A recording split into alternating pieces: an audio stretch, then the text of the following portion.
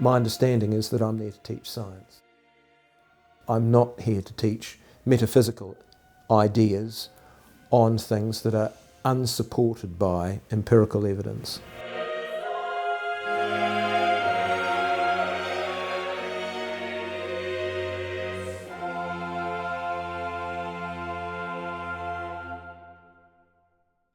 Welcome to The Shape of Dialogue. Today I'm joined by Professor Kendall Clements, who is a marine biologist from the University of Auckland. Welcome to The Shape of Dialogue, Kendall. Thanks for having me. This podcast has been a long time coming. We first met online in COVID in 2021, and it was just after you and 6 other very eminent University of Auckland professors had written now the famous listener letter called In Defence of Science. And we have been meaning to do a podcast since then, but somehow it hasn't happened. So now on a very rainy, windy day in Auckland, we are together, which is great. So thank you for joining me today. Thanks for having me. Yeah. So just to start, briefly outline what you do, what your field of expertise is. So my PhD is in marine biology. I did my PhD in a Department of Marine Biology at James Cook University in Australia. I did my PhD fieldwork on the Great Barrier Reef at Lizard Island, and I work on mainly on herbivorous fish that eat seaweed and things like that. All sorts of things. I work on evolution too. I teach evolution, but I'm generally, when people ask me what I do, I generally say I'm a fish biologist. Right. Yeah, right. That's kind of what got me into it. Yeah. I kept aquarium fish when I was young, and then got into sort of diving, underwater photography, that sort of thing. And so it's fish really. But I do all sorts of things. We've done work on gut microbiota, so then you get into microbiology, evolutionary work where you're looking at molecular phylogenies, looking at the relationships of different groups of fish, and so but it sort of broadens out from that. Right. So it's hardcore science, essentially. I don't know if I'd call it hardcore, but it's yeah. I mean, I use a range of techniques from molecular biology through to behavioural observations. In the field. Right, okay. The listener letter, what was all that about? Well, that's kind of sort of a lot of water under the bridge now. I think it was basically about 2 things. There was a concern at the statement in Māori kaupapa Māori schools. The view was being sort of taught that science was a tool of colonisation, and we were aware that Māori were underrepresented in science. We thought that Māori should be represented in science, but we thought it was unlikely that if you're teaching Māori kids that science is a tool of colonisation, a lot of them would actually avoid science. They'd think it was a bad thing. So part of it was pointing out that, we're totally on board with getting more Māori into science. But if we're going to do that, we can't paint science as sort of problematic for Māori. The second part, which is kind of related, is the idea that Mātauranga Māori was equivalent to science, and this relates to a policy which Chris Hipkins, who was then Minister of Education, signed into effect in 2021 called Mātauranga, which translated means sort of equal value, and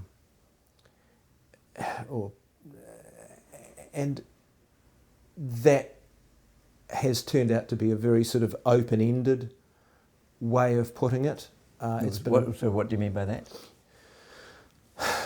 Well, it's a bit like a Rorschach test. You can kind of make of it what you want. Right. And so it's interpreted in all different sorts of ways.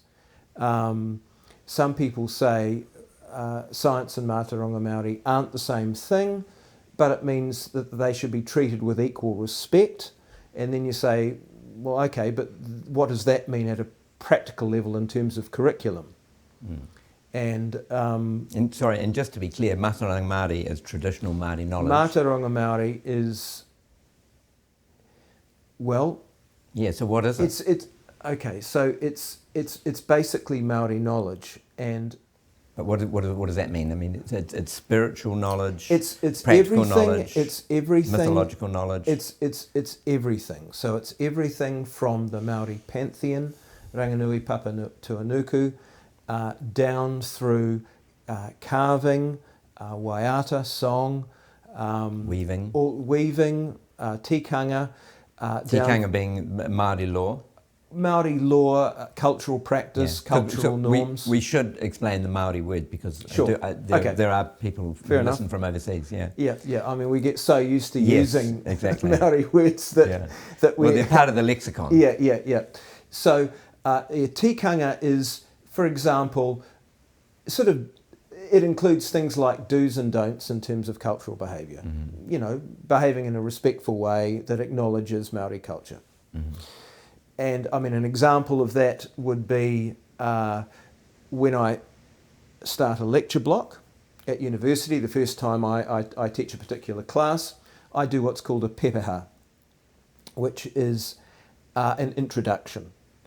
And there are three main aspects to that. So you talk about, and this is from Māori culture, you talk about your maunga, your mountain, the mountain near where you live, your awa, the river near where you live. There was no river near where I lived. There were a couple of streams. What do you do then? Well, a couple of streams. And your iwi, your tribe, your people. And what do you say for that? You don't have a tribe, do you? No, but not in the formal sense. But the idea is to communicate who your people are, where you're from. So they have a sense of your identity. So it's just a formal ritual. My friend Mary Roberts helped me put the pepeha together. So I show pictures of my family and I show where my grandparents came from, and I show a picture of the house where I grew up. And the good thing is that but if I may be devil's advocate, you're teaching biology. Yes. What's any of that got to do with biology? I mean, why not have a Christian prayer in front of it? But this isn't religious. This is simply or have an Indian ritual in front of it. I mean, you're there to teach biology. As I said, hardcore science. Yeah. What is anything? Well, this is just a few minutes. Yeah. But you haven't answered my question. Okay. Yeah. Why do I do it? Because if it makes our Māori and Pacifica students have a similar culture in this respect, they are more comfortable interacting with people who they know something about. So that's really all it is. It's just an introduction. It's not religious, and I don't have any problem in doing that. If it makes a proportion of the students feel more comfortable, then good. Is it something you do of your own volition, or is it something that is sanctioned by the university? No. I do it of my own volition. Right. I mean, a number of people do it, but not everybody does. Yeah. But I just see it as I said, if it makes a proportion of the class feel more comfortable, then why not?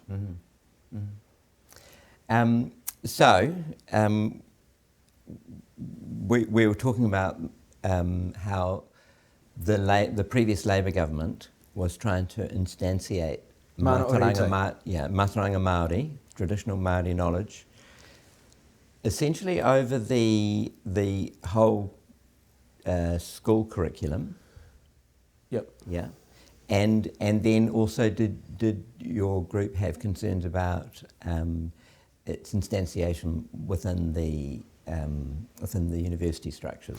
Yes, we need to back up a bit because I didn't finish explaining Mātauranga Māori. So we got sort of a bit sidetracked by tikanga. Yeah, that's right. Okay, so then there is a body of what we might call environmental or natural history knowledge. So this will be things like the seasonality of fruits on trees, flowering, the migration of fish, when you can catch them, when they spawn, when you plant crops, all sorts of things like that, that is based on accumulated sort of trial and error information. So this is why when, some people have characterised Mātauranga Māori as sort of myths and beliefs, but that's incorrect. It's that plus a whole lot of information that is empirically verifiable. Yeah, so it is a sort of a catch-all word. Yes. For, in a sense, the whole gambit of knowledge within that culture. Yes. What complicates this is that it's generally said to be dynamic, which means that it is continuously evolving. And what that means is that, for example, my friend, and he was one of the authors on the listener letter, Garth Cooper, who's a professor of biochemistry. So his research on metabolic disease, diabetes, things like that, he's Māori, so that makes that Mātauranga Māori, because it is knowledge of Māori. Right. So if you're Māori and you come up with a piece of knowledge, whatever domain that is, you can call that Mātauranga Māori. That is the way that some people deploy this, and this is part of the problem, of course, because then when you're teaching this, what does that actually mean? Because when it means everything, it means nothing. Exactly. Yeah. And so when you say some people, is it a lot of people? Is that the general consensus, or is that a radical fringe? Or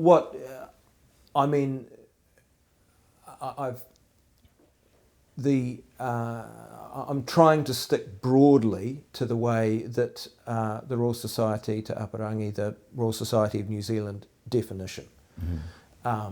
So it's very inclusive of Māori knowledge,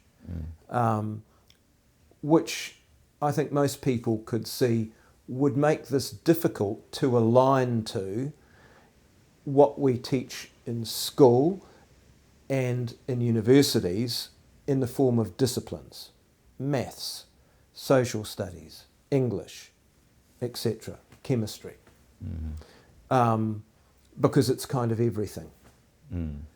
And this is part of the problem. And it's essentially, it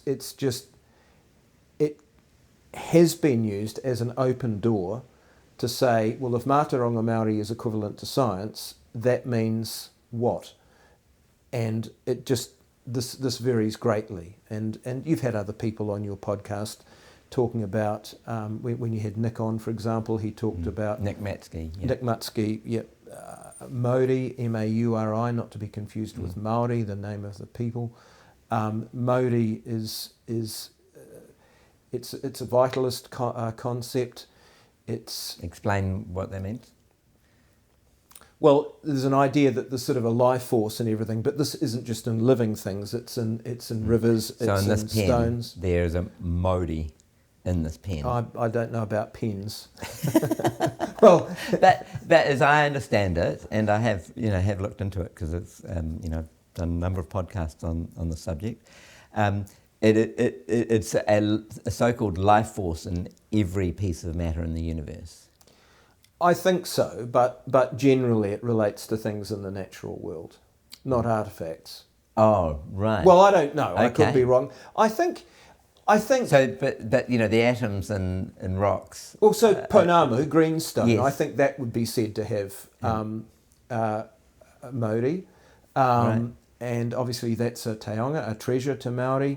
It was very eagerly sought after, and this is how this is actually one of the achievements of Māori, that they found their way up into almost every nook and cranny of southwestern New Zealand, which is very, very rugged country, in search of greenstone, Pounamu. And it's sort of the equivalent of gold for them, in a sense. yes, Yeah. yeah, in a sense. I mean, apart from it being incredibly beautiful, Yeah. it's also incredibly useful. Yes, but you can make it into various things. You can make it into ornaments, but it was also used to make But does weapons. you have a piece of jade or greenstone. Yep. Beside it, you have just a plain old boring rock, which no one cares about. Mm. The greenstone has Māori. Does the rock? Yes, the rock has it too. Right. Yeah. Right. Yeah. And so, For example, I mean, there was that recent development that Mount Taranaki, what you used to call Mount Egmont, that is now considered a person. how does that relate to Māori? Well, I think because it's considered to have a life force, and this is. I mean, I'm not sufficiently knowledgeable of this to get into the relating this to actually why a particular thing is considered to have this sort of status. Rivers as well, of course. The Whanganui River some time ago was, declared to be a person, effectively, in terms of law.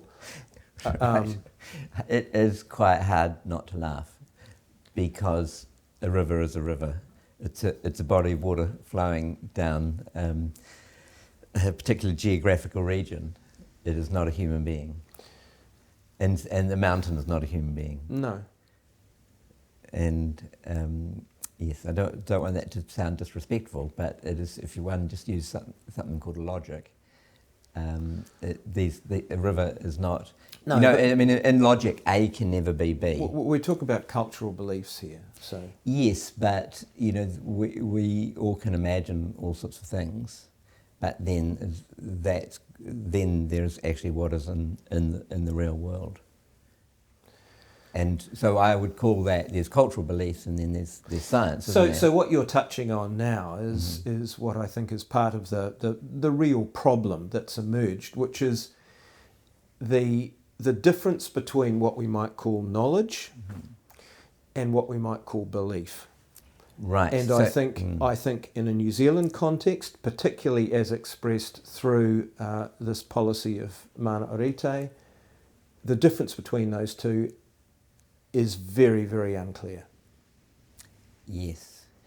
I mean, this is, in many ways, it reflects what has happened in America with the intelligent design argument, where people believe, Christians believe that, the universe was created by God, as opposed to science has determined through the rigorous scientific endeavour process that it's actually evolutionary processes that have created life rather than a God. So one is a belief and one is actually a scientific fact. Would you agree with that? That analogy with our current situation? Okay, so how do I want to unpack this? When I started becoming concerned about where this was heading, I think in 2016, and this is when we first started to be told that we were to be including Mātauranga Māori, and back then most people had a limited conception of what that might mean, into our university classes. And at that point I said, well, Mātauranga Māori includes various spiritual aspects. Does this mean we'll be teaching spirituality in science class? Because I teach evolution classes. I have had students come up to me at the end of a class and say, you've told me your views on evolution, now I want to tell the class my views on evolution. And of course I knew what those were going to be. And this is a religious person, so probably a Christian. I didn't let it get to that point. Yes. But they wanted to essentially talk to the class about the fact that they had different views on how everything came to be here. And I said, no, we're not going to do that. And the student was quite surprised at this. And I said, the she said, well, why not? And I said, well, two reasons. One, I'm paid to teach this class, not you. And the second thing is, this is at the time, it was a stage 1 ecology and evolution class in the Faculty of Science that contributes towards a Bachelor of Science. So my understanding of my professional responsibilities, and we may want to plant a flag in this and come back to it because this is an interesting topic of conversation. My understanding is that I'm there to teach science. Mm-hmm. So that means I'm not here to teach metaphysical ideas on things that are unsupported by empirical evidence. In other words, a belief without any, yes, essentially a made-up belief. Right. So a story. Yeah. So sort of the rabbit hole that this has gone down in New Zealand, and this evolves quite fast, and it's changed quite a bit in the 4 years since Mātauranga was signed into being. But sorry, what date was that? 2021. 2021. No, sorry, 2020. I think it was 2020. Mātauranga came in, and so it's now, and we use this this has been used in a course that's currently being taught at my university. It's framed in terms of what are called knowledge systems. But knowledge systems are so-called different ways of knowing, different ways of seeing the world. And you can see how easily this kind of collapses into, well, there are lots of, you were just talking about, say, a Christian belief system or a Judeo-Christian belief system. How do you distinguish between these in terms of what belongs in a science class? And on what basis would you do this? In other words, how would you decide what to include, what not to include? And who makes that decision? And what's the difference between knowledge and belief? If I believe something, or anybody believes something, does that make it knowledge? Or do we want to put a sort of a higher bar for knowledge? We want to say it's something that's empirically verifiable. I think it certainly has to be something that can be objective. It can't just be fairies in the bottom of the garden, for example. If you do an experiment and I do an experiment, yep, and actually the other 8 billion people in the world do an experiment, we all get the same outcome. That's theoretically. Assuming if I can only sort of quickly think of a mathematical one, or if I add two chemicals together. Yep. If I can't remember, is it tin and I don't know how you can't remember how you make bronze, but tin and copper makes bronze, I think. If I do that, and you do it, and the other 8 million people in the world do it, we will make bronze every time, 100% of the time to the end of time. Yep. So that's a scientifically empirical, provable fact. Where if you believe in fairies, and I believe in fairies, and the rest of New Zealand believe in fairies, it doesn't make it true just by believing it. Well, it doesn't mean you can go and actually say, look, there's a fairy. Yeah. In other words, can we provide any objective evidence? And also, on what basis would I go and teach that in a science class? I don't know. I can't answer that. But I'm making this analogy because if you're going to instantiate Mātauranga Māori, which has a lot of these mythological concepts, and has a lot of practical things that are verifiable empirically, but it also has a lot of mythological, spiritual concepts. It is actually, those are no different in my mind from believing in fairies. And if you're going to say you teach those spiritual concepts in a science classroom, you're making a grave error. Okay, I'm going to flip that and look at it from the other side of the argument. What I'm going to say is that as soon as you hold these two things up against each other and say they are equivalent, I think that involves saying that they are both subject to the same degree of challenge. Conceptual challenge, empirical challenge. I don't want to be in that position with Mātauranga Māori. Why not? Because I don't want to be disrespectful to Māori people. So what that means is, if I'm forced to be put in a position of trying to assess whether something is belief or something is verifiable, we avoid these problems in evolution class the way I just explained, the way I did it with the student. I just said, well, look, I'm not denying that there are different views on this, and I'm not saying I don't respect those views. What I'm saying is that this is a science class, and science involves objectivity, the idea that we can actually observe the real world. And this is... And make claims and test those claims and Yes. verify whether they are either right or wrong. Yes, it rests on two things. Every claim is open to challenge, and nobody gets to sort of march in and say, I'm the authority on this, you have to, so I'm right and you're wrong. Mm. So in other words, everybody gets to participate in this system. And also, science's findings are provisional. Yes, They're claims are provisional. They're not a dogma that is going to be retained to the end of time. Right. And we've had multiple examples of that in the history of science. The classic one is Newtonian physics, and then Einsteinian physics. Sure. Yeah.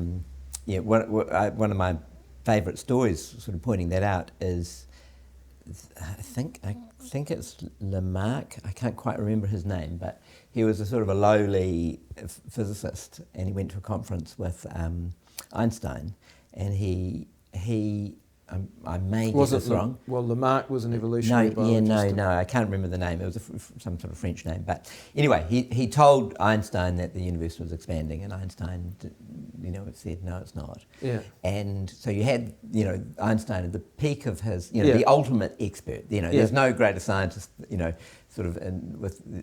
got the, he's the most famous scientist of all time in a sense. And then this lowly professor, and the lowly professor was right. Mm. And Einstein didn't believe him. Mm. But then, years later, Einstein wrote him a letter and apologised, and, There are lots of examples there's like millions this. of It's examples like Wegener, the guy that came up with the idea of continental drift, plate tectonics. Yes. I mean, he was thought, he was rubbished when he first sort of started talking about this, and now everybody. And I think, I think probably the most significant one is I can never remember his name. I think he was Czech, and he determined that surgeons should wash their hands before they did surgery, because I think it was in a maternity hospital, mothers were dying because they had, they'd go in and with blood on their hands. And, I think he ended up going crazy because everyone told him he was a fool and an idiot. Mm. But that's happening now, of course, yes. but for different reasons. So going back to that, so there's just three examples of many of scientific findings being provisional, and until someone else comes up with a better theory that is tested, and then science moves on from what it had. I said to Stephen Pinker when I interviewed him, science is a process of getting most things wrong and some things right. Hmm. Would you say that? And the point of that is to say science is, because a lot of people think science is, they perceive science as sort of holy dogma. Scientists are saying this is how it actually is. Mm. But really what scientists are saying is this is how we think it is at this point of time. And it may change once we find more evidence, or it may be even disproved, or there may be a grander theory that encapsulates it in a different way. Well, that's it in principle. Mm-hmm. In the way it actually operates can be quite different to that. I mean, I've in my own field, there are areas that people have treated as though, well, you're not, we don't want anybody saying this. So there are certainly there can be politics. There shouldn't be. But there are plenty of examples in science of how this hasn't gone the way it should have gone. One good example that I use in my graduate teaching is this guy Morgan, who was a very influential evolutionary biologist in the 1920s who worked on fruit flies. And he steered, because he was interested in genetics, and these are all these experiments with eye colour and wing morphology and all of these sorts of things. He felt that the study of evolution should just focus on genetics, and this led to a number of decades where development was ignored. And it wasn't really until sort of the 1990s with what's called evolutionary developmental biology, where you got development which had been very important in terms of thinking about what sort of phenotypes, the actual, the physical shape structure, of the body, what you can actually see, how that was actually constructed, because there are also epigenetic factors that influence that. Such as the relationship of things in development. There are gradients in terms of signalling molecules, and of course there's messenger RNA that can influence development. There's also methylation, which is a way that DNA expression can be influenced that doesn't actually involve changes to the DNA, the nucleotide sequence, but can affect phenotype. So there was a whole area of science which was sort of you weren't allowed to explore. Well, it was politically incorrect too. Well, put it this way: it didn't get the support. Yes. Through funding agencies, it was harder to publish things. It just and so on. So essentially, what you're saying is science is not a perfect project. Where I think a lot of people who criticise science, they see it as if scientists are saying it's a perfect project. It's the best way we know to discover what's actually out there in the universe. I think it's... But it's not perfect because it's subject to all the human flaws, such as politics, strong figures, all sorts of things. These are things that shouldn't happen. They shouldn't happen, but they do. But they do, yeah. But nevertheless, over a period of time, these anomalies get weeded out. Would you agree with that? We do actually find, your example is an example. Well, Feynman said, science advances one funeral at a time. I think that's exaggeration. I've been involved through my career in several things that you find something out and people don't want to believe it, or they want to say it's trivial. Because scientists don't want to believe it. Yeah. Well, the scientists that are working in one particular area don't. It doesn't suit their narrative. Yeah. No one likes to be wrong. No one likes to be wrong, and especially if you've had a whole career. Yeah, sure, and being wrong. Well, but there's a bit. The stakes are a little bit higher than this because, of course, there's only so much funding to go around, and if you manage to control that, you not only ensure that your own work in area of interest gets funded and your own papers get cited, you ensure that people who think differently don't.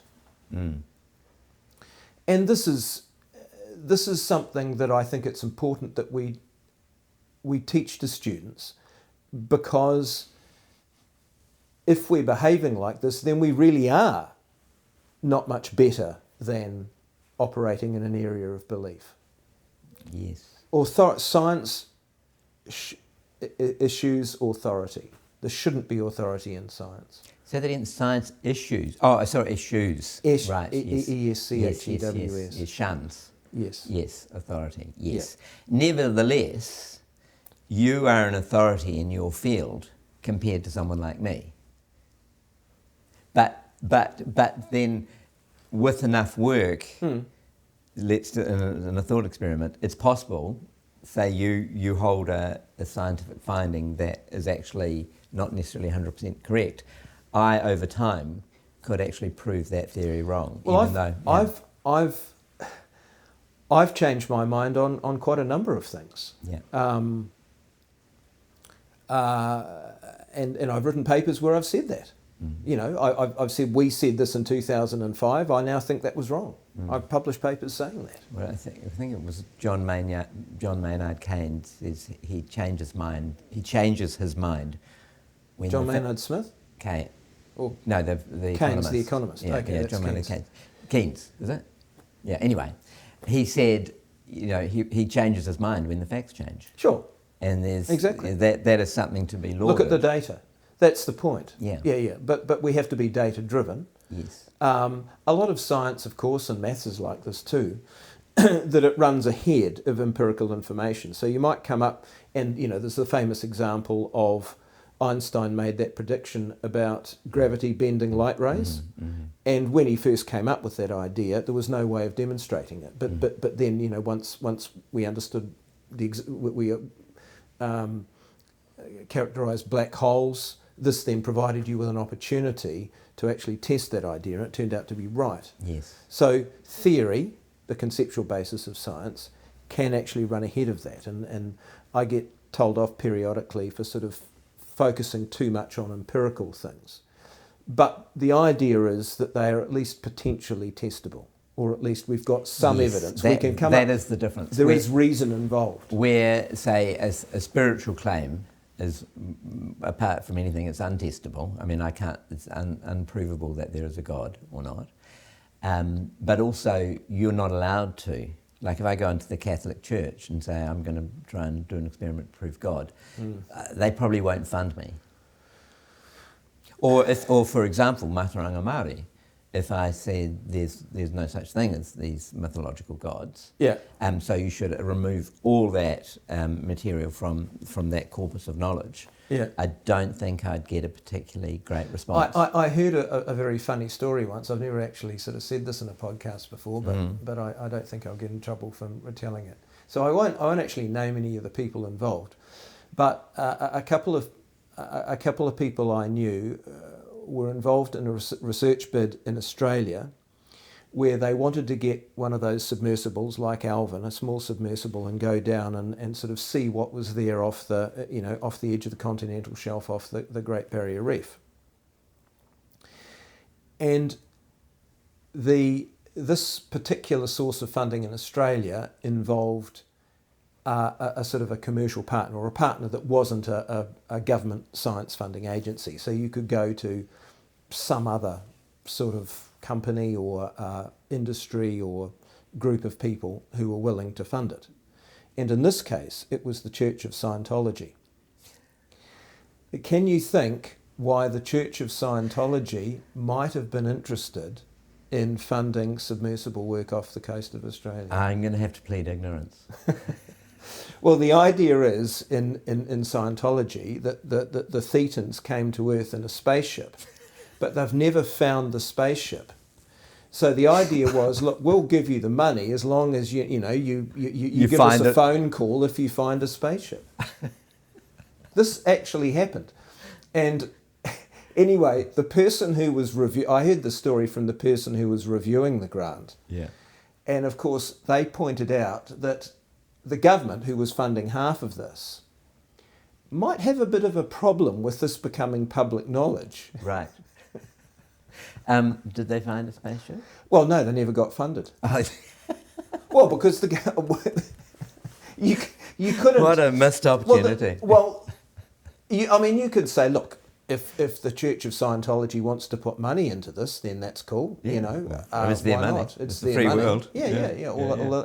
However, can you? It would have been on the front page of the Australian newspaper. You know, government funds half of project to search for lost alien spaceship. That's how the press would have covered it. Yes, it's not a good look. Can we switch to this new course that Auckland University is introducing this year? A compulsory course. Yep. I'm not going to even attempt to pronounce the name because out of respect for the Māori language. Waipapa Taumararau, that's the name of our university. Yes. What are your thoughts on this course? For a start, what is it teaching? Is it okay that it's compulsory, that all first years should do it? Is it a good thing? Is it a positive thing? So what I'm going to say is my personal view. Yes. As is everything you've said today. Right. I mean, I operate on the principle that I think universities should be neutral. I think universities are places where we encourage debate on contentious topics. They're not institutions that actually police a particular viewpoint. They're not madrasas. They're not churches. They are distinct from seminaries, madrasas, yeshivas, those sorts of things. Yep. Okay, so it's not a course as such. Each faculty has a particular version of it. And in fact, the versions that are taught even differ between campuses. We have a campus up north, in Northland, and part of that course is different to what's taught in the city down here. So I can only speak about the Faculty of Science course, and I've only seen some of the course information. The course was actually taught in pilot form last year, in semester 2, in the second half of the year last year. And none of us there were quite a few of us who were keen to see what was in it. It wasn't compulsory last year, but about 160 students took it. That's out of a potential first year cohort of science students of about 2,500. So that gives you an idea of how many people would take this voluntarily. And so it's, I'm trying to steelman this. So I don't know who was responsible for the content. In the science course. In science. We know of some people who have contributed to it. There are a lot of different parts to it. Some of it involved interviews with a number of professors in the science faculty. Ant Paul, who you had on your podcast, was one of the ones who was recorded. And in these interviews, they were just talking about their idea of science and what they do, etc. So no problem with that. What is more opaque is what was the actual purpose of this. And the idea, and it's very hard to sort of pin this down because a lot of the people who I think were behind it are now sort of running for cover and saying, oh, no, it wasn't me. Why are they running for cover? Surely they should be incredibly proud of it. Good question. Okay. But one of our senior administrators, who in a Senate meeting last year had said that they were the mother of these courses emerged out of a big curriculum review called the Curriculum Framework Transformation. I mean, this is kind of getting into sort of the weeds probably a bit, but briefly, what? But briefly, well, part of the idea of this involved introducing elements of, it's not exactly civics, but shall we say sort of societal knowledge that is beyond what you would think would normally apply to a discipline like science. Can you be more specific what you mean by societal knowledge? Well, I'm like talking... what's actually... Do you know okay. Well, give me some example in tikanga, which we talked about right, before. So Māori cultural practice. Customal. So the idea was, in order to be a scientist in New Zealand, the argument went, you needed to know something about this. Well, I will go back to my original point. What has that got to do with science? Okay, well, the argument, the answer that I've got to that question when I've asked it is, so here's an example. If you are a terrestrial ecologist, you may be interested in native trees, you may be interested in native birds, you may be interested in streams or something like that. a lot of the country is controlled by iwi, by tribes, and so if you're going to go and conduct research there, you need their permission. And obtaining their permission might involve a visit to a marae, a place with a meeting house where you would go and meet with elders of the tribe and discuss what you want to do and see whether or not they want you to do it. And having you can understand how having an understanding of Māori cultural practice would help with that. So that's one example. Yeah. And to me that sounds very reasonable. Mm-hmm. But teaching it to all first years, why wouldn't you just teach that to people who are going to be have some engagement with the Māori world? Why teach it to engineering students, for example? Okay, I'm just trying to steelman this argument. Mm-hmm. So yeah, it might take you a long time. I think the argument would be, well, if we want to build a bridge in a particular area or put a road through a particular area, that land might be Māori land and we might need to engage with Māori in a similar way. So there's an answer. Okay, yeah. So you've seen some of the course material? Yeah. Have you been impressed by it? Some of it I think is fine. Mm-hmm. Part of the Sorry, can I just reframe that question? Is it at a university level? Because I have actually seen just a small glimpse on the material, and it looked like it was made for primary school.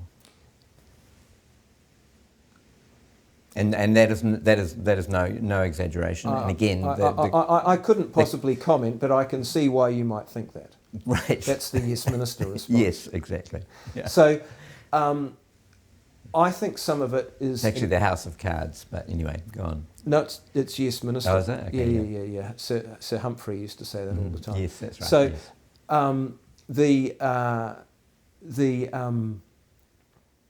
the part that I find objectionable, and well, not objectionable is the wrong word. This knowledge systems framing, which is used, and it looks like this appeared around sort of 2020, 2021, this started being used. It was originally, they started talking about different ways of knowing. Now this is where we start to get into postmodernism, which is of course your specialist subject. I've listened to a lot of your podcasts. So this is this idea of social constructivism or cultural relativism, which sort of goes back to the French intellectuals of the 1960s, such as Michel Foucault, Jacques Derrida, and so on. So these are people who think that everything we perceive through the lens of culture and language. Correct me if you disagree. No, that sounds... Well, I completely disagree with all of it, but that sounds an accurate framing of postmodernism. Now, if that's the way you see the world, then science is a problem. Because science is about objectivity. Science says there is actually a real world out there that we can grasp. We can grasp it imperfectly, but we can do it. And that is what science is based on. So if you are introducing these ideas that... So the way this goes is that, and the way it's portrayed, at least by a lot of people in New Zealand, is they don't call it science, they call it Western science, which I think is abominable. There's no such thing as Western science.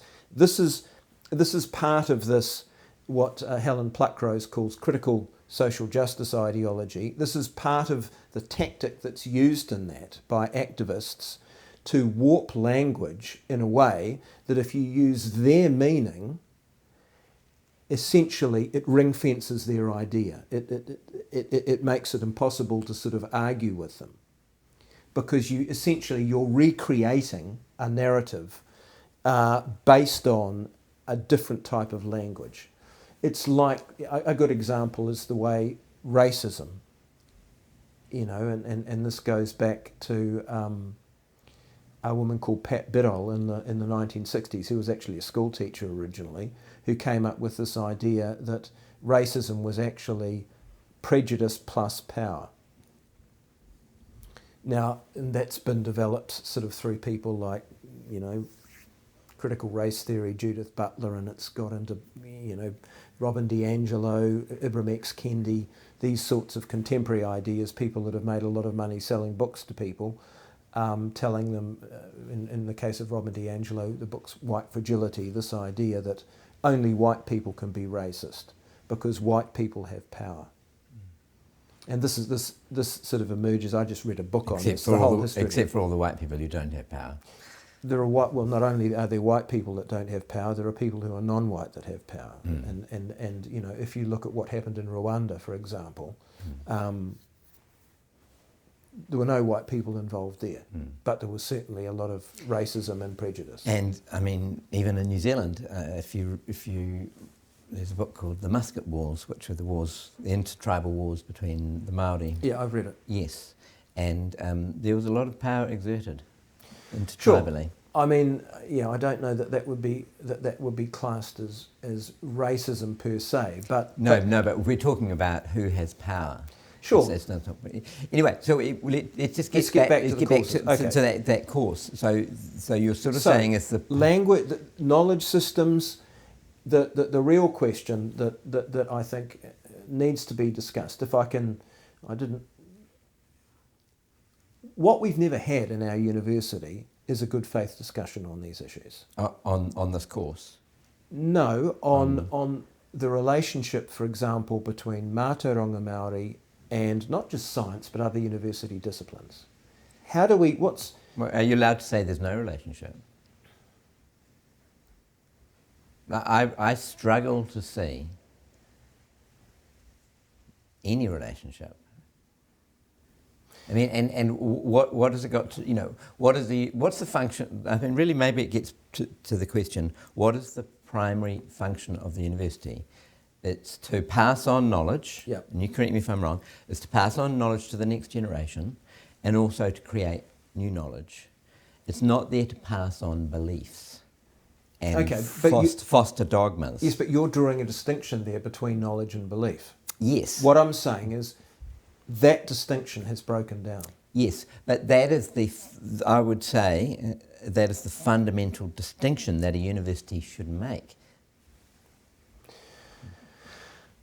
Otherwise, what is the function of the university? And what I'm concerned about is, I see universities as very important institutions within our society, but if they continue to go down this blurring of these lines between what is real and what is not real, because really that's what we're talking about, what is their function anymore? Some people claim that the purpose of universities is to generate societal change. Yes, that some people believe in fairies as well. Okay, so just because I make a sentence and it's got a claim instantiated in that group of words, it doesn't mean it should be taken seriously or it's true. Yeah. So I think what I've been fascinated about this discussion, and I always love talking to you about, is you are very good at articulating epistemology, which is actually my favourite subject, which is let's talk about that then. With the theory of knowledge. Well, we have in a sense, this whole podcast has been about that. How do we distinguish knowledge, which really is a word for what is out there in the universe, to just made up stories and made up beliefs? Because one thing humans are fantastic at is making things up that aren't true. Okay, so I am uncertain what the epistemology of Mātauranga Māori is. What does that mean? What do you mean? Well, in science we can say, you use experiments, people say there's no such thing as a scientific method, because they'll talk about the difference between conservation ecology and quantum mechanics and, medicine and all sorts of things that use very different methods. But fundamentally, it involves those two principles that we discussed. In other words, every claim is contestable and there's no authority. Everybody gets to play. So the Charles Royal, who's one of the, I'd say, the top Mātauranga Māori scholars in the country. Yes, and just if I interject, I've done a podcast with him, which I'll put in the show notes. Okay, yeah. So he, unlike me, he is an absolute expert on Mātauranga Māori. So he wrote, I think it was nearly 20 years ago, he wrote a sort of a book on it, in which he sort of talked about Mātauranga Māori, and he felt that whakapapa could be seen as sort of like genealogy. Epistemology. Whakapapa is like a family tree. So if we, and this is where Mātauranga Māori immediately becomes distinct from science. I talked about Mātauranga Māori containing empirical knowledge. So if you imagine a family tree, if we think of if you think of your family tree, your family, your brothers and sisters, etc. If we look at that end of whakapapa, so we'd be looking at the relationship between different types of animals and plants and so on. So, for example, there'll be a whakapapa that has some of the fish in it. There'll be a whakapapa that has different sorts of lizards and so on. Interestingly, there's been quite a bit in the media about this recently. Kauri trees, which are these very large, iconic New Zealand trees, they whakapapa with whales. And so the idea is in the Maori system, they come out together, and they're both large. Kauri produce gum, whales produce oil. Anyhow, another couple of things that whakapapa together, in other words, are in the same part of the family tree, are kiori, a species of rat that was brought to New Zealand by Maori, and kumara, sweet potato. And that association is ecological.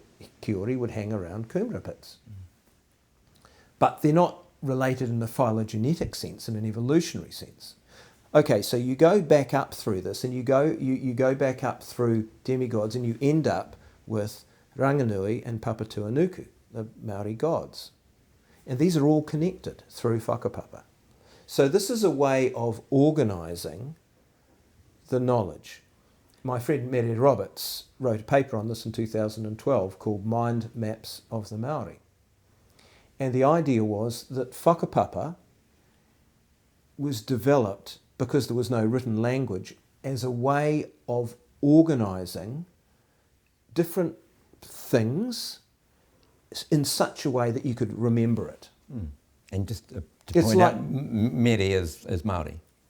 Mere is Māori, yeah. Yes. Well, all societies have different stories, in which that may not actually necessarily be true, but they're functional. Yeah. Right. Now, your point about telling that story, in terms of we were talking about knowledge as opposed to belief. So your point of telling that story is what? Charles thought that whakapapa could be viewed as a kind of an epistemology, a sort of a method of fitting knowledge into a framework that could be expanded and built upon. But he told me he'd changed his mind on that. And I said, well, what do you think it is now? And he said, well, that's what we need to figure out, because so much of Mātauranga Māori has been lost. And I don't think that was a dodge. I think he's just being sincere. He's a wonderful guy. Yeah, one of my most favourite podcasts I've done. He's awesome. Yeah. Anyhow, so there's that issue. So we were just backing the truck up. We were talking about the Waipapa Taumata Row courses, and I talked about this knowledge systems framing. So Mātauranga Māori is seen as one knowledge system. It's a Māori knowledge system. And then science is portrayed in this framing as another knowledge system, another way of knowing the world. So this postmodernist relativist approach. You've got your knowledge system, I've got my knowledge system, they're equally valid. Equally valuable, equally worthy of respect. This is mana orite again. We're back. And what's the problem with that? The problem with that is it's inherently anti-science. If you believe that there are other ways of thinking about reality that involve spiritual elements, none of that can be verified. None of that is open to test. That's unfalsifiable. It's unfalsifiable, and it's also very much, it's referred to quite literally as protected knowledge. It's a dogma. So it's in the same sense that the Old Testament would be seen as. Yeah. In the podcast I did with Stephen Pinker, I described it as there's two sets of knowledge. There's proprietary knowledge and there's open source knowledge. Yeah. Science is an open source system where Mātauranga Māori essentially is closed to... Okay. So I can't go as a white dude and say, this is, I'm going to create all this new dynamic Mātauranga Māori knowledge. I have to be of a particular genetic stock. Yes. So that's its flaw. That's why they're not equivalent. They're not even in the same ballpark. I find it. This is where it gets very confusing because what you just said is kind of an identitarian argument that rests on intersectionality, identity politics. And just before we started recording, I showed you that article that I was reading on a review of Edward Said's Orientalism. So in this review, they talk about this idea that that's the dog. Yeah, that's right. That the only Arabs or Middle Eastern people could realistically discuss their own history and their own ideas. Well, there's a simple word for that. It's called bullshit. If I can speak plainly. But we're going to need to wrap this. I could talk to you all day, to be totally honest. But I get told my podcasts are too long. Okay. So how long have we been going? Nearly now. But I just one last question about the compulsory course, WTR course. Yep. Are there any concerns about its political neutrality? They talk about the Treaty of Waitangi, and I'd be very interested to see what happened if a first year even questioned anything about the Treaty of Waitangi. Then what happens if a first year questioned Mātauranga Māori and its dogmatic status. So is this course politically neutral? Is it a good thing or a bad thing that it's compulsory? Maybe one more thing. Why do foreign students have to do it? What relevance has it got to them? I can't answer that. Yeah. My thoughts on this are that, as I said, it fails to distinguish between knowledge and belief. The knowledge system's framing is a postmodernist idea that is antithetical to science. And there are any number of scholarly articles that point this out.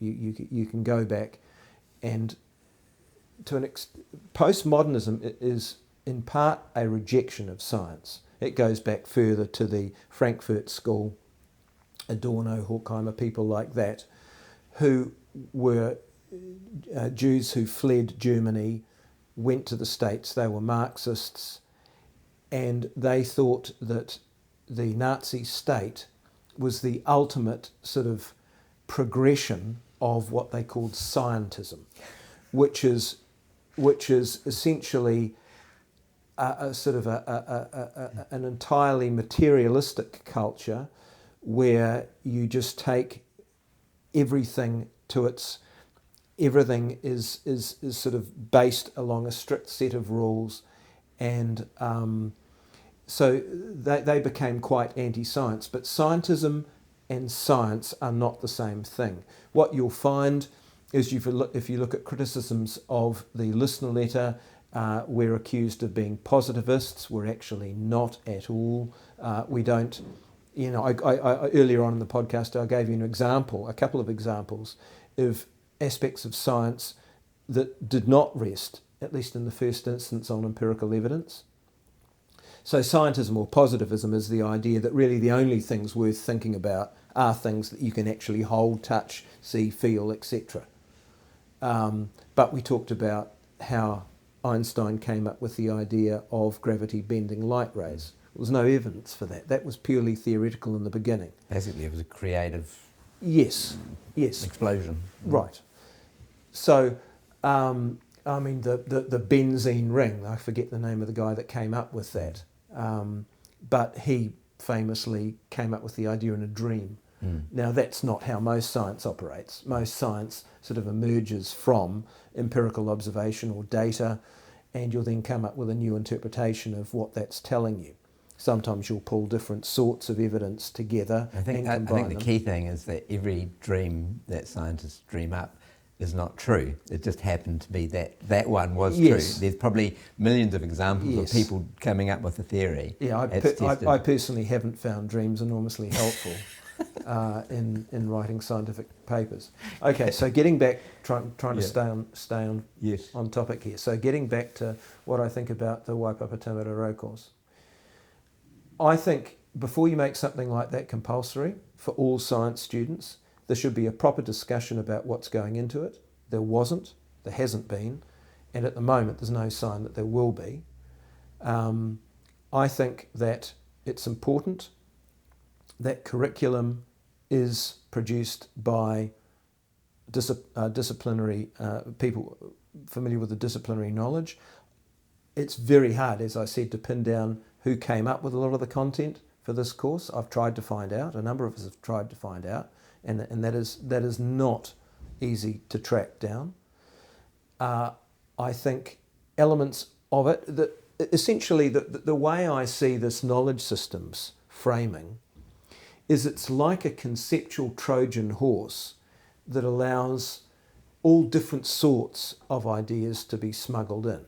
Now, you've mentioned political ideas that relate to particular interpretations of things like the Treaty of Waitangi. Really, I think the best way of explaining this is to say to people, and this won't mean much to people outside New Zealand, but would people feel the same way about this course if the section on the Treaty of Waitangi had been written by David Seymour or Don Brash? That is a very good point. So if the answer to that is no, we wouldn't be happy with this, then should you be teaching it at all? So those two people are not enamoured by the current status of the Treaty of Waitangi. So it's not that they reject the Treaty of Waitangi. It's just that their interpretation of it differs. And now we're not talking about all Māori here. But the point is that in terms of the university administration, those two people are thinking wrong think. But that's your point. The way I would put it is that the people who orchestrated these courses would have very, very different political views to David Seymour, Don Brash and others like that. And I don't think, and this is sort of what we're now touching on, is the fraught difference between scholarship and activism. I don't think I'm employed by the university, and obviously ultimately that's taxpayer funded, although universities are fairly autonomous. I don't think I'm employed to get up in front of a class and talk about my personal political views. That's not what I do. I'm employed, and this is what I've got, a piece of paper that I was given when I was hired 30 years ago. It said, this is what you'll be. This is the area that you're expected to conduct research in, and the area that you're expected to teach in, and it relates to, particular aspects of biology. So that's the sphere within which I operate, and this does touch on institutional neutrality. I think this is a problem. I mean, quite clearly, if you are teaching a particular view of what in this case, if we're talking about the treaty, is a contestable political view, then that is not neutral. Now, people can say, well, but what about academic freedom? The people teaching the course, surely it's their academic freedom to teach it the way they see it. And my response to that would be to say, okay, but they should be making it clear that this isn't the only view. But the bigger question is, why are we teaching this in the first place? The other two critical aspects that you've already mentioned that relate to this course is, one, it's compulsory, and it's the only compulsory science course. And two... Well, it's compulsory over the whole university for all first years. Yes, but I'm talking about the science faculty one, because that's the only one that I've seen content from. I can't speak to the others. The second thing is, the course is called the Waipapa Taumarero course. That's our university's Māori name. If you're going to call a course by the same name as the university, to me that implies that this is the university view. That is not institutional neutrality. That is projecting, this is the university view, this is what we think at the University of Auckland, Waipapa Taumarero. But we know that this is not what everybody in New Zealand thinks. It's not what every Māori thinks. And it's unclear to me how that there will be students who have to take these courses who think differently for all sorts of reasons. Are they going to be able to challenge some of this material? Are they going to be able to challenge aspects of Mātauranga Māori? And well, it's difficult because, say in the medical sphere, you actually have to pass the course to get into medical school. You have to pass all of these courses to progress. So even in all other fields. What most students will do is simply think, I'm just not going to rock the boat. I don't want to get into trouble. I don't want to be marked down. I don't want to get offside with my professor, etc., etc. And I think we should be encouraging students to ask questions and challenge what we're saying. What's ironic is that one of the main aims of this course is to teach critical thinking. And I think what would be more accurate is to say that it's teaching critical theory. One last question. Are you concerned about the future of your university and universities in general? Yes. You just need to have a look at what's happening at universities in the States. I've got colleagues in the States who are completely traumatised by what's going on at the moment. One of them is actually trying to leave the country. He believes that things are going to get really bad. I'm hoping he's... But in terms of, because of the university, or not just because of the university, yes. but if we can just constrain it to the state of universities. Okay, if we just stick to universities, rather than the state of the world. Okay, so here's the problem. It's quite easy to explain. Universities, in the eyes of you described how you saw the role of a university. It's to train people. And was that an accurate description? Well, I thought it was fair enough. Yeah, I mean, but I'm you and I are both coming at this from a perspective where universities are places that generate knowledge, We're not coming from a political activist perspective, but there are quite a few people in the university who quite literally claim to be activists. So the universities have been substantially infected by activism. It's true to say, I mean, there's a sense in which they've been captured by activists in some senses. I mean, that's how this whole situation with these courses came about. That people with a particular political viewpoint controlled processes, and we got these particular outcomes. And it doesn't really matter whether we agree with them or not. As I said, the question to put to these people is, would you be comfortable with these courses being taught by people who you see as your political opponents? And if the answer is no, then why are we teaching these courses?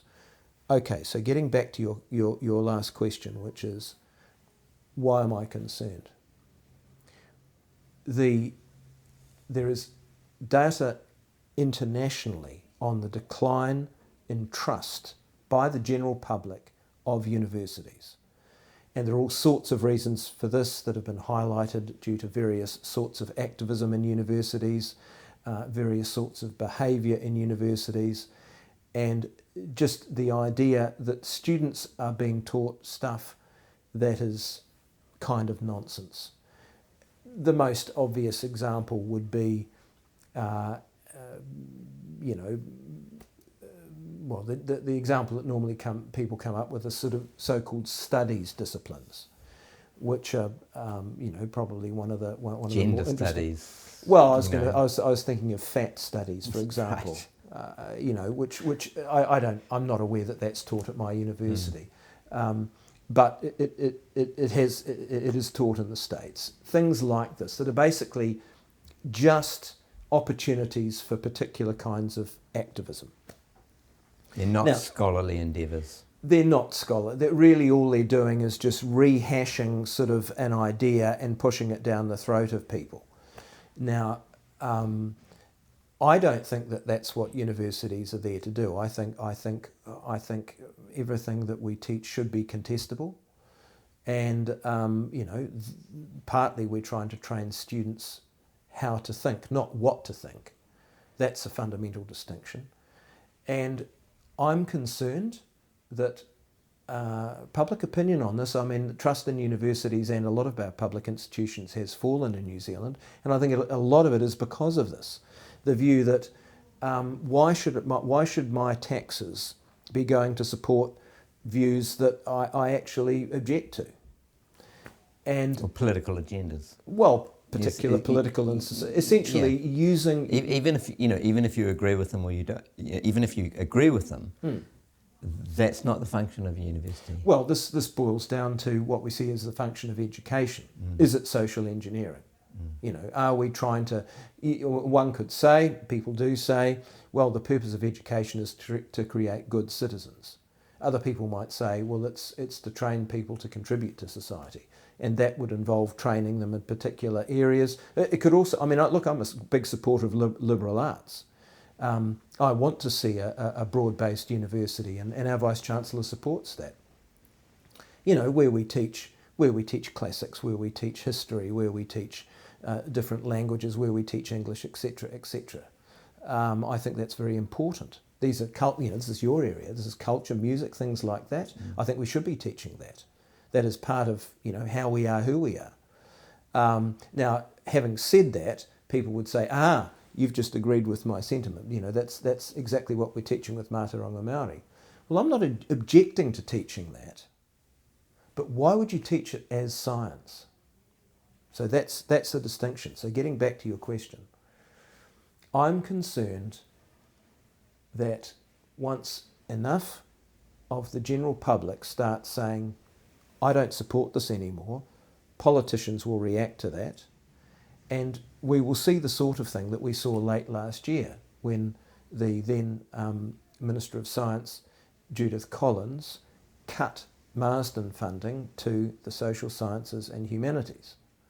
And there was all sorts of screaming over that. And, I think those areas should receive funding. But we have to keep our own house in order. And what that means is stick to your knitting and don't a lot of this has become kind of self-indulgent. And they can say, oh, well, that's all very, you can say that because you work on fish and who cares about that and all of that sort of thing. And I'd say, well, that's fair enough. You can think that if you want, but that's what I was hired to do. That's what it said in my job description, and that is what I'll get into trouble if I'm not doing on a day-to-day basis. Although I'm sitting here with you doing a podcast at the moment. Yes, but that's, you know. So does that answer the question? So this is what concerns me. I think it's a really good answer. I think universities should, and hopefully, you know, we're in the next month or so, we're going to hear this new government legislation on academic freedom. I'm hoping that will include a provision for institutional neutrality. And I think universities should take this seriously. Now, that does not, to me, you know, the idea, people say, oh, this is going to remove our autonomy, this is going to undermine our academic freedom. I think it's exactly the opposite. Just have, you know, and I can say this with personal experience, given the listener letter, that we can't have a situation where certain views are tolerated and other views are not tolerated. That is not acceptable. Because you were actually stood down from teaching first years after that letter, I was stood down from teaching at stage 1 and stage 2. So there is a repercussion for your legal, legitimate academic freedom. Yeah. I mean, I should say that when I was stood down from those, what I was told by my head of school was that this was because they were redeploying me elsewhere. But this happened the week after the listener letter was published, and a number of staff wrote to my head of school asking me to be removed from teaching these courses. So people can make up their own minds about whether that was just a big coincidence or not. Yeah. Hey, well, thank you so much. It's been a great conversation. As I said, I could talk to you all day on this. This is very, very engaging. And I'm very, very pleased that we finally got together. Thanks a lot, Michael. It's been fun talking, and yes, I'm glad we finally got to do this after a number of near misses. Okay, well, thanks again. Okay, cheers. To help the Shape of Dialogue grow, please subscribe, like and comment and share it to all and sundry. Many thanks.